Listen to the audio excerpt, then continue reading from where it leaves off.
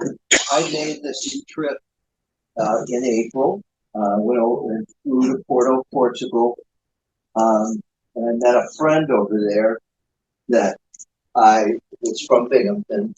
That 5 years ago I went to Nepal with he and a few other people, and he was motivated to do this and contacted me and asked me if I'd go with him, and I said sure. He's had some cardiac issues and he didn't want to do it alone. I said I'll go with you. And I phoned up on my CPR, in case he had to do it. And he only had one little incident that he was able to medicate himself out of. But I want to talk to you about the experience, and I'd like to answer any questions that you have. In summary, it was 15 days of hiking with a backpack, 175 miles, starting in Porto and ending in Santiago. And the first couple of days were along the ocean. You know, boardwalk and improved, walkways. And it didn't give any premise or promise to what laid ahead when we cut inland. And that's what I really loved. It was very, very scenic along there. And there were all kinds of shrines along the way, both on the ocean and one of the motivating factors for me in wanting to go was that, as many of you have, I had heard of it and wanted to see what it was like. And at a couple months shy of age 75 at that point, I wanted to see if I was up for 175 miles of trekking. And I'm glad to say that I was. It's beautiful along there. The other thing is from 5 years ago when I went to Nepal, there are people from all over the world that are doing these things. It's everyone is supportive of everyone else. And, if you had an emergency, people would help you. And now we're inland. And as you can see, this is not a paved, highly improved trail. In places that it was, in places it wasn't. And if you note on the tree on the right side of the screen, there's a marker. And the trail was well marked all along the way. Section of trail. Yeah, right in the middle of downtown. And many cobblestone walkways, old stone buildings, there's 4 markers. And this is, originally started in the Middle Ages, this pilgrimage group. And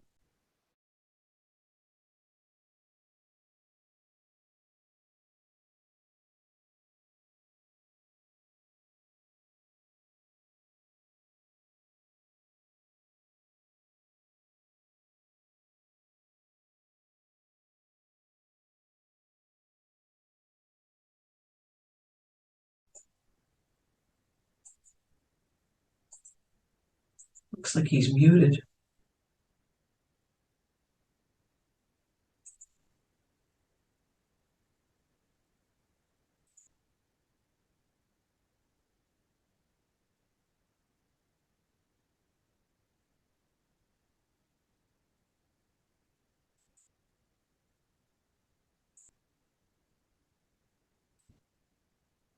at Walmart, and I donned a poncho that covered me. He was muted. And this is my water line. I had, you want to be sure to carry plenty of water. And when I wanted to drink, I just pull this full tap and have a drink. Heartwarming. This is young couple. I'll have one. I think I've got one with his wife too. But they had their infant son, and they did the whole Camino with him. And he was just a little peach. We ran across him almost every day. They were great. Where was he from? He was from England. And this was, again, along the way of getting ready to go across another mountain. And it was a really beautiful church, and so my picture. And that's my companion that I was with. And there's a couple of hikers. Everybody's I'm so not going to get a full view. It doesn't look like it, no. I should be able to, but and because I've done it I on love the this other very spot. sophisticated, brand new technology bridge. You came across so many ancient There we go. places like that. It was really neat. And as you can see, the water wasn't very deep, so if it was slippery and it slipped off, you weren't going to. Is this still in Portugal? Yes, this is still in Portugal.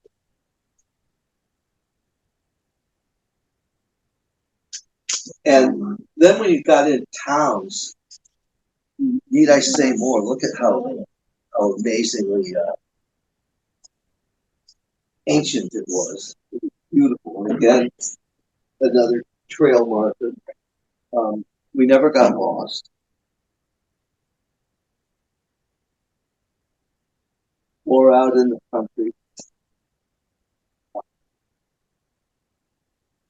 One of the things that was so nice about it, it was so varied. You know, sometimes you were just out in the middle of nowhere. Other times you were walking through 800 or 900-year-old village. And then if you were in a city,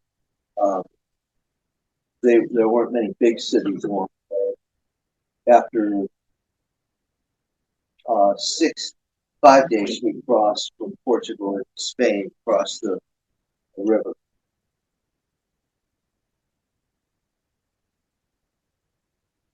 Susan Sherwood helped me put this together.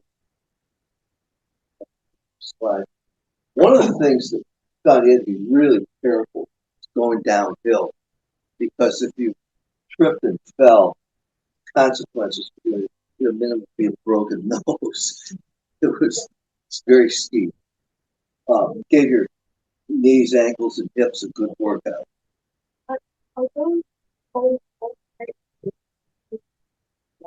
That's just the way the rocks are. Yes. You know, as I say, some places were nicely manicured, and other places like this weren't at all. And you just had to be more careful and adjust your pace accordingly.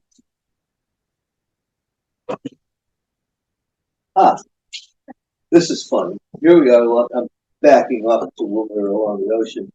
But there were, here's just a display that somebody made, a place to take a break. I found humor in it. It was, You fit right in. yeah, I just inserted myself. Being peculiar has its benefits sometimes. Blend in. Here is one of the hostels. Now, my friend, a few nights, he made advanced reservations. These hostels, you had a bunk bed with a curtain that came in front of it. Might have an upper, might have a lower, men and women all the same. And, after 12 to 15 miles a day, it didn't matter if 10 people were snoring. I slept, I didn't have any trouble sleeping at all. I much preferred a lower bunk because, 2 o'clock in the morning, if you wanted to get up and go to the bathroom, I didn't like going up and down ladders. Had to do it so. And here's another one where you can more easily see the accommodation through where they close the curtain. And I will say they were all clean. They did not have, generally, they did not have dining facilities, but usually within a few minutes walk, you could find a local restaurant. They were good.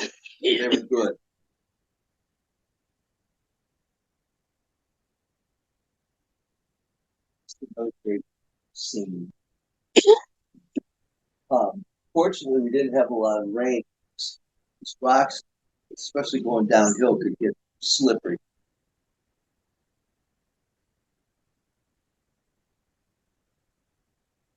Scenic crossing. Um, I love old stone structures. There was an endless variety of them on the street. Oh, here's one of the rainy days. It was my 97-cent poncho, which made the whole trip. Well, Yes, you have some information on the age of that bridge? you know, I don't have information on the age of that bridge, but I'm going to say, at a minimum, it's probably 500 years old. There were some. I got another picture in here of a bridge that was a real favorite of mine. And then this is the river that we crossed to go into Spain. It's a four-letter word that starts with an E. Sorry. Once we crossed into Spain, it was real hilly, and it seemed that the number of hikers increased. But, you know, some people did this Camino. I learned there's, I think, 4 different routes, and the one that we took, of course, was from Porto to Santiago. But there's another one that goes through France, and I talked to a couple of people who've done them all. I would be motivated to, to go again. It's just, and there are cruise lines that go up this route as well. Another shrine.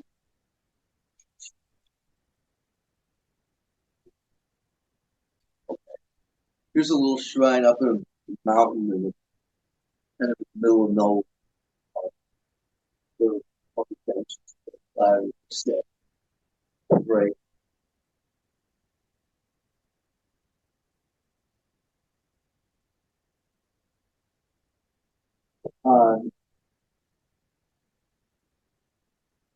Sometimes you would go for a couple hours and not see another person, and then you might run into 20 of them in a period of 15 minutes. So you got to spend some solo time. I want to put this picture in. The people who do the walk are referred to as peregrinos.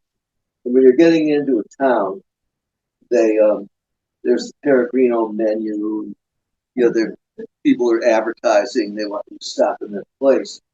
And I found that most of the restaurants were clean, old, food was good, the service was very pleasant, and then, as you can see, there's arrows to Santiago, arrows to other towns.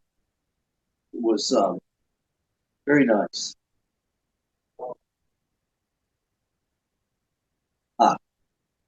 Now we're all the way to Santiago. The trip concluded at the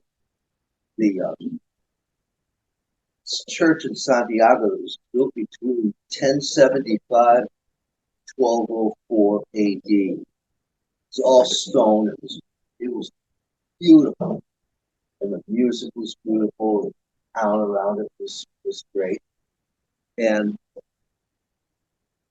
I couldn't find it, but I had when you first started and registered in Porto, Portugal, you were issued like a Compostela folded out, and all along the way there were places, at least one a day, where you would stop and they would put a stamp in your document, folded out, and then when you got to Santiago, there was a place where you could go and present it, and they would issue you the certificate. I can't read it. And I'm not Robert Parmelee, I'm Roberto Parmelee. And so if there's anybody that could read this language, I'd love to know what it says. I'm not sure of, what it is, but it might be. I'll bet it is Latin.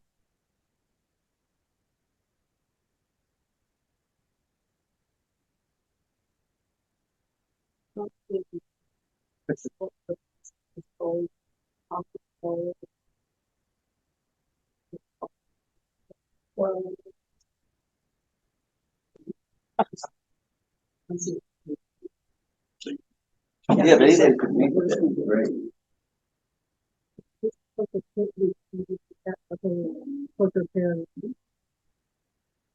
They also asked you what your motivation was for doing it, and a lot of people said for religious reasons.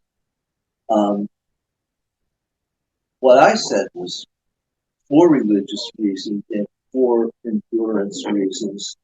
I wanted to see if I could do the whole thing, and it's such an enriching experience, meeting so many people. Here's the outside of that cathedral. It was just a phenomenal place, and then they had trolleys you could go around the town. What we did is when we got to Santiago, we spent 2 nights there, toured the town, and then took a train from Santiago to the Portuguese border. That was as far as the train went. And we took a bus back to Porto and spent a day and a half there. And then I was just goofing around. This is I think it used to be a watchtower. I didn't want to be a clown in any kind of a shrine. So it wasn't really a shrine. So I just stood in there and took that picture. But it was just beautiful. And there was a service going on.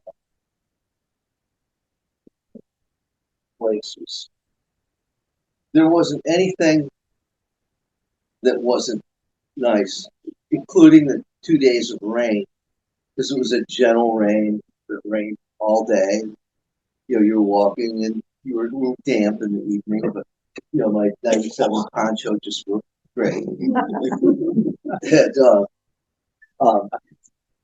I would do it again on one of the other alternative routes. My friend that went with me did it last year on a different route. Said he liked this one better than this year. Sort of caption here. That was the end of the slides. I'd like to answer any questions that people might have. Yes. Did you find it, sitting out in nature and walking like that, did you find it really? Yes. It was inspiring, especially as you walk and you realize that a quadruple digit number of years ago, people did that and walked that route and prayed at those shrines. And, when you stop to take a break, there was just so much to see.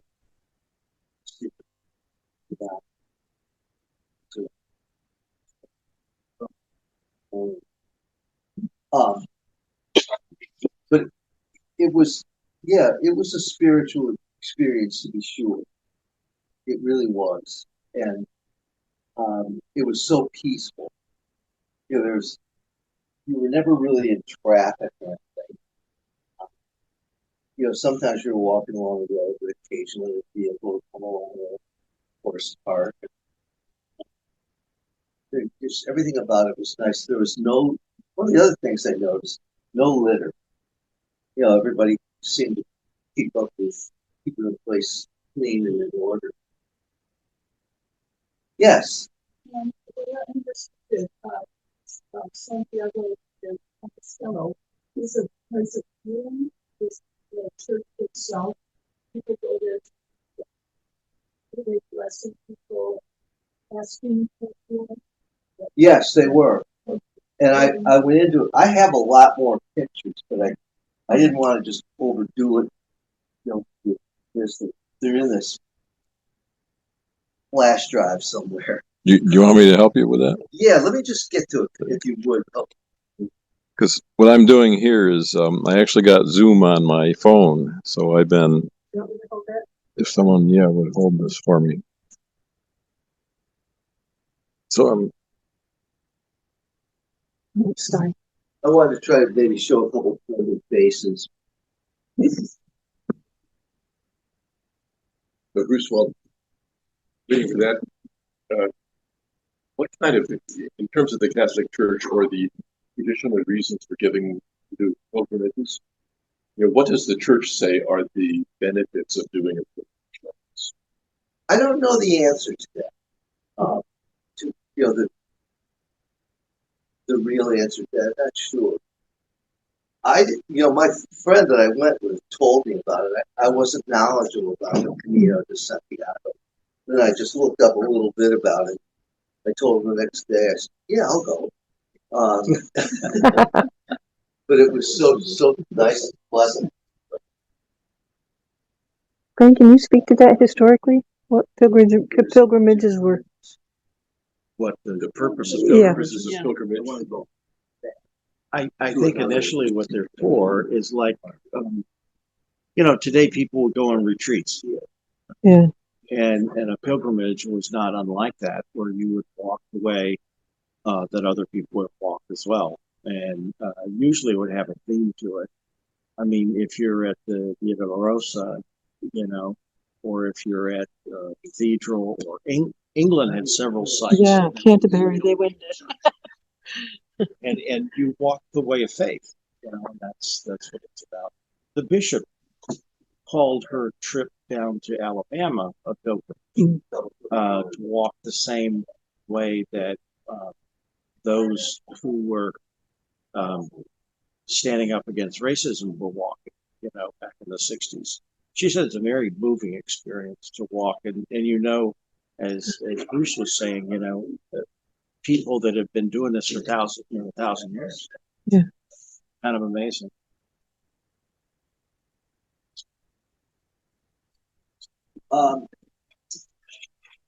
Fisherman's.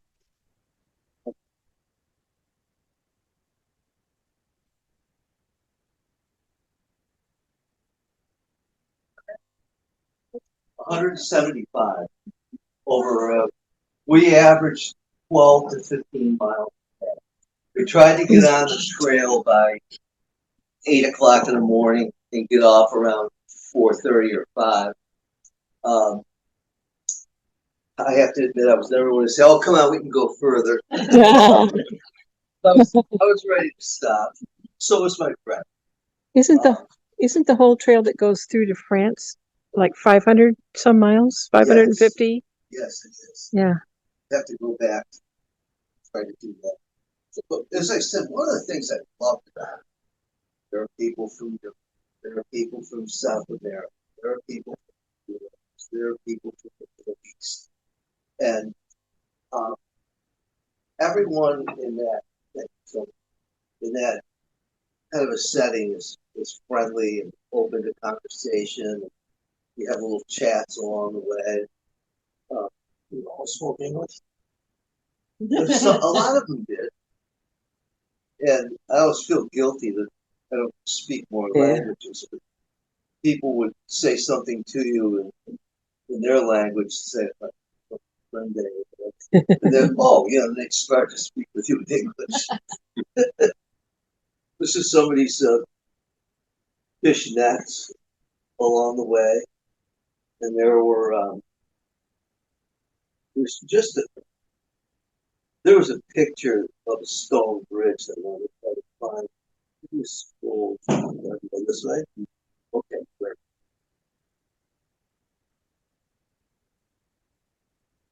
And then here and there were explanations of sites and engravings, and there was always something to see. Another walking through a beachside town, and somebody took that picture of my companion and myself. Beer. And then there was a bridge here that must have gotten wiped out by some waves and walked across the dune. And then places where you're walking through the sand. One of the things I loved about it was the terrain was so varied. You really had a wide combination of terrain. You had a lot of elevation gain. The most elevation gain from sea level was about 5,000 feet. It wasn't too bad.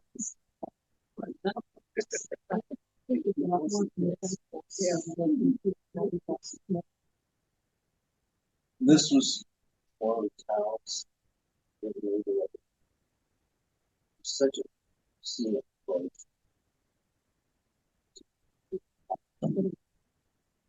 And that was I inquired on that. That was once like a watchtower, stone, so old. And I also like the varied conditions of the trail.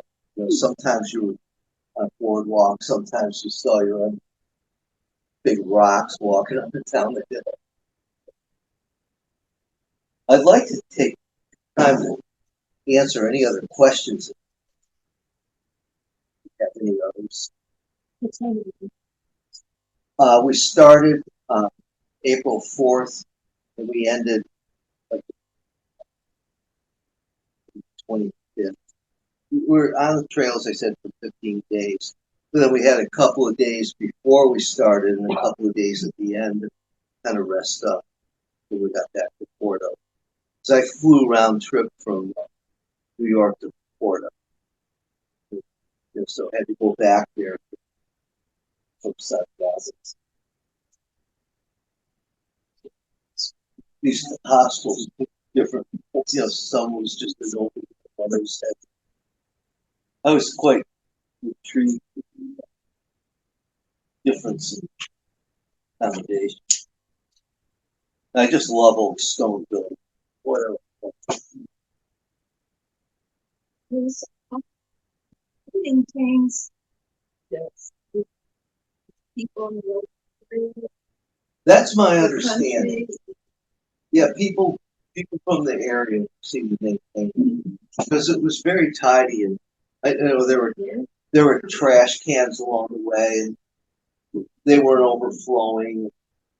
But on the more remote areas where there weren't trash cans, people were good about packing out.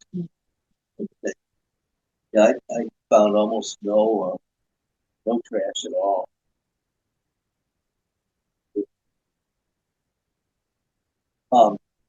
Then occasionally just had a dirt road.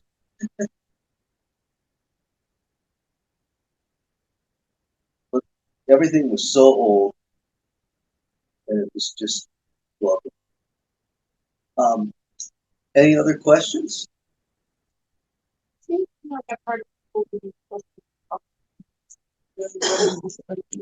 No, I didn't. I got a story about that. We gave a class which was one of the cities up in Yugoslavia. And it was up a mountain and the stations and rocky like. Were they? Yeah, I have a longer story about the concert we were in. We were back in Tata, so we had our rehearsal in the middle of the afternoon. And they had promised me that there would be a keyboard there, there'd be a harpsichord there. The harpsichord consisted of one of these little toy Casio things for Bach and Tata, full orchestra choir. And so we had this rehearsal. People did not leave the church because they were there. And so we had a rehearsal in the full church. and then had a quick lunch and walked up the mountain. I did not go up on my knees. And I was with one of my friends who was actually Catholic, and she was, I won't say she was being sacrilegious, but she was mentioning, she was saying things that were not necessarily positive. And there's built a storm over in the west. This cloud started coming, and the rain started coming. And we got down and went in to start the concert. The director was down there with his hands ready to start the downbeat, and electricity went out. The only thing you could see was the exit sign in the front. And this is what happened in the meantime is they found the Baldwin organ that some American had donated to the church in the back corner. So I was there already to play my continuo part, and electricity went out. So the conductor looked over, and I was no longer sitting at the organ. Panic. You could see panic on his face after 15 years of playing under this man's leadership. And I had, in the meantime, walked up to the soprano section and yelled very quietly, "Ich bin here!" And we did the entire concert in candlelight, with candles. We did the entire Bach concerto and choir under candlelight without a continuo, which means someone would say, and God would say, "Let there be light," and the cello would go shrum, shrum. And on the first day, there was whatever it was, shrum, shrum. Coming down from the mountain, I had this feeling that it was the Virgin Mary telling me, in hubris, I had said there's no way this concert can happen without my being there in general. I never said that again. Because it was the Virgin Mary that was teaching me humility, that the entire concert took place without my continuing. And I will never forget it. And I never said it again. Positions where there were constantly questions, because I had complained about the fact that the harpsichord they gave me was a toy. And the concert couldn't happen without my playing. I don't know. And it was done for me. Is there something? Now, I stories like that. Never again say that it's not up to my standards, not good enough. Sometime I have Virgin to Mary talking. show you a picture that I took in 2004 in Liberia. In the jungle in the north, I was working up there. People returning after war. These children had stringed instruments made out of scrap, and I was amazed at the sounds that they were able to produce. It was heartwarming. It's around Easter time. I'll show you, Debbie, one of them. But it's something that if there's a will, there's a way when it comes to music. As I say, I have many stories, but Virgin Mary taught me that evening, and coming down, it's still raining and storming, coming down these mountain switchbacks. And at the time, I found, among other times, that I was praying that the Virgin Mary would get us down this mountain, down into Brooklyn, safely. Down to Dubrovnik, Yeah. in Croatia. Yeah. Great. It's a beautiful place. But the whole story started with making comments about the people walking across the side. Thanks for sharing that. I've got more of those. That's something. But it certainly increased my faith. This was out in the middle of nowhere along the day. Somebody had set up a little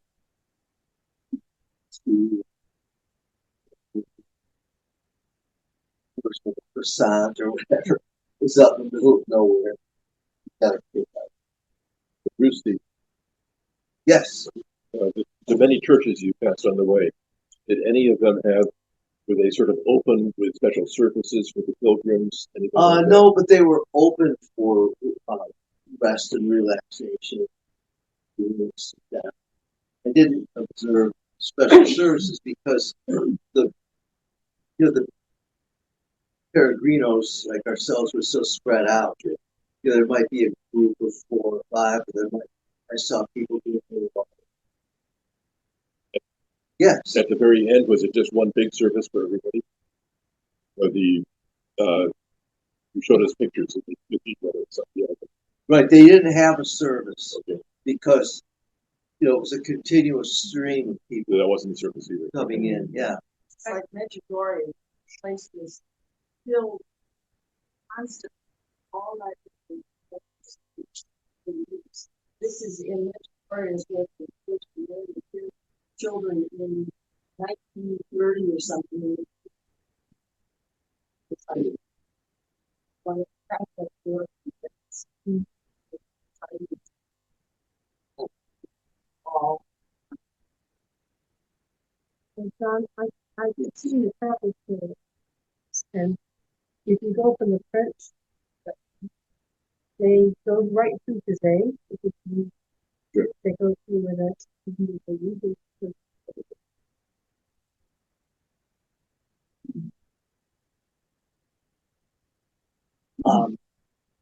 Anything else? Thank you for coming. Thank you. What's that? Welcome back. Thanks. No, it was great.